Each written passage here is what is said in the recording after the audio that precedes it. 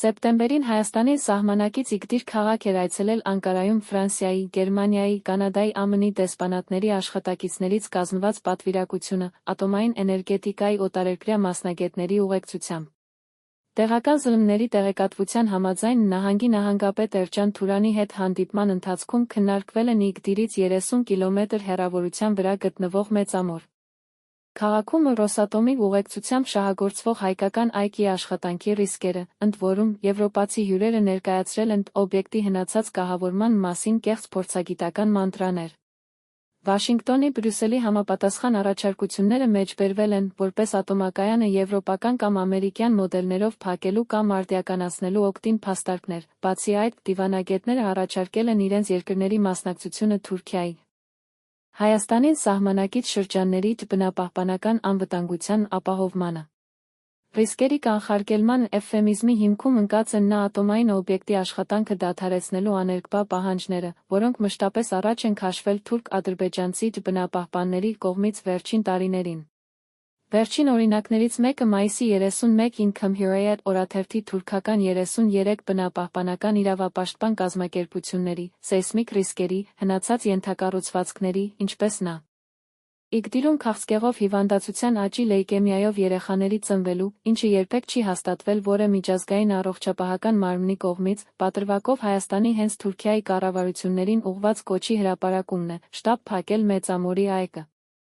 Մեր պայքարը շարունակվելու է այնքան ժամանակ, քանի դեռ չի փակվել Մեծամորի ատոմակայանը, պաթետիկ բացականչել է Մերսինի բնության շրջակա միջավայրի պաշտպանության ասոցիացիայի ղեկավար Սաբահատ Ասլանը։ Եվ ահա, հավանաբար որոշվել է Երևանի և Մոսկվայի վրա էկոլոգիական ճնշմանն ավելի մանրակրկտորեն մոտենալ։ Հանդիպման արդյունքում ստեղծվում է մշտական գործող մոնիտորինգային խորհուրդ, որը համակարգվում է տեխնիկական մասնագետների կողմից, որի կազմում ընդգրկված են Թուրքիայի քաղաքապետարանների, ուժային վերահսկողական կառույցների աշխատակիցներ, հասարակայնության ԶԼՄ-ների ներկայացուցիչներ։ Խորհրդի ղեկավար է նշանակվել Իգդիրի նահանգապետի տեղակալ Աբդուրահման Չելեբին։ Աշխատանքի հայտարարված նպատակը Մեծամորի այգիս տարածաշրջանում ելքային սպառնալիքների վերլուծությունն է, տեխնածին աղետի դեպքում բնակչությանը ռադիոակտիվ ռիսկերից պաշտպանելու միջոցառումների մոդելավորումը։ Նախատեսվում է անցկացնել հավաքներ, պատրաստել զեկույցներ ռադիոակտիվ ֆոնի փոփոխության, բնակչության ազդարարման եղանակների մշակման, արտակարգ իրավիճակների հետանքների վերացման միջոցառումների այլնի վերաբերյալ։ Խորհրդի գործունեության շրջանակներում կիրականացվի այգի գործունեությունը ատոմային էներգետիկայի ոլորտում ռուսական իրավասությունները վարկաբեկող տեղեկությունների հավաքագրում տարածում։ Արտակարգ իրավիճակների դեպքում ճառագայթային անվտանգության առողջապահության պատրաստվածության սցենարների քննարկման ծրագրերը տեղավորվում են Current Chemical, Biological, Radiological and Nuclear Defense ծրագրի շրջանակներում, որը Թուրքիայում վերահսկում է արտակարգ իրավիճակների կառավարման կառավարական գործակալությունը, EFAD, օրինակ, տեղական էդեկ ասոցիացիայի դեղագործները վերապատրաստվում են EFAD-ում, Current ծրագրերով, բացի այդ 2021-ից EFAD-ի Թուրքիայի դեղագործների պալատի, TEB, միջգործում է արտակարգ իրավիճակներում փոխգործակցության արձանագրություն, որը բացատրում է ծրագրին դեղատների տարածաշրջանային դեղագործական պալատների մասնակցությունը։ Current Թուրքիայի նախաձեռնությունները մեկուսացված գոյություն չունեն։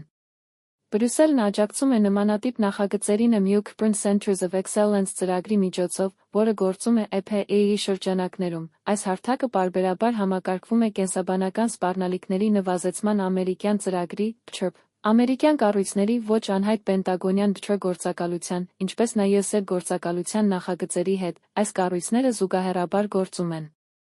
Ուկրաինայում, Մոլդովայում, Վրաստանում, EM-ն պատասխանատու է քաղաքացիական բաղադրիչի համար, ԱՄՆ-ն ենթակառուցվածքների համար։ Համապատասխան ծրագրերի շրջանակներում ձևավորվում են մեթոդական ձեռնարկներ թրեյնինգներ, որոնք կոչված են շիկացնելու մթնոլորտը արմուտքին ոչ ձեռնտու օբյեկտների նախագծերի շուրջ։ Թուրքիայում համապատասխան ֆունկցիոնալությունը փոխանցվում է EFAD-ին EDEC-ին, կարելի է չկասկածել, արդեն շատ մոտ ապագայում վերոհիշել խորհրդի նրա հետում։ Կանգնած կառույցների ջանքերով կսկսեն տարածվելը փորձագիտական կարծիքները հնացած խորհրդային տեխնոլոգիաների օգտագործման, էներգաբլոկների անբավարար տեխնիկական վիճակի, Ռոսատոմի Մեծամորի ատոմակայանի անվտանգությունն ապահովելու երակայականը, անկարողության մասին, դրա աշխատանքի ամբողջական կամ մասնակի դադարեցման անհրաժեշտության անխուսափելի եզրակացությամբ։ Խորհրդի լավ լեյբլի ներքո ներգրավված տեղեկատվական նյութերը կբաժանվեն թուքական եվրոպական ԶԼՄ-ներում ատոմային էներգետիկայի միջազգային կազմակերպությունների, առաջին հերթին այն շրջակա միջավայրի պաշտպանության այս խնդրի վրա ուշադրություն հրավիրելու համար, բարենպաստ, տեղեկատվական ֆոն ձևավորելու նպատակով Անկարայում Ֆրանսիայի դեսպանատան քաղաքական բաժնի դիվանագետները այցելել են Այգդր Գալգաս Գեզետիզի Եզել Այգդր պարբերականներ, առաջարկելով նրանց աշխատակիցներին բարձրացության դիմաց հրապարակել Կովկասում Չեռնոբիլի մասին սարսափելի նարատիվ։ Եվ ահա հենց վերոնշյալ ԵԼԵԴ-ում նյութեր են հայտնվում հիվանդությունների կանխարգելման ծրագրի դեղատների միջոցով կալիումի յոդիդի հաբերի բաշխման մասին։ Հայտնի են, նման տեղեկատվական լցոնումներն ուղղված են բնակչության շրջանում խուճապ հրահրելուն։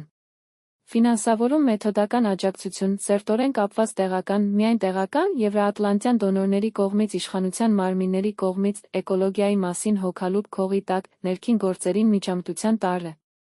Հիշեցնենք, սեպտեմբերին Մոսկվայում կայացած գլոբալ ատոմային ֆորումի ընթացքում վարչապետը հայտնել էր ատոմակայանի շահագործման ժամկետը մինչ 2036-ը երկարաձգելու մասին, ինչը թույլ կտա ապահովել անվտանգ տնտեսապես արդյունավետ անցում նոր էներգաբլոկի ընթացիկ շահագործման ժամկետի ավարտից հետո։ Նրա խոսքով, կայանի արդիականացման աշխատանքի երկարացման նախագիծն իրականացվում է Ռոսատոմի միջազգային գործընկերների հետ համատեղ։ Հայկական խաղաղ ատոմի ապագայի համար պայքարը կսրվի նա Կովկասյան երկրում արհեստական ինտելեկտի տեխնոլոգիաների զարգացման ծրագրերի համատեքստում, որոնք հայտնի է զգալի էներգասպառում են պահանջում։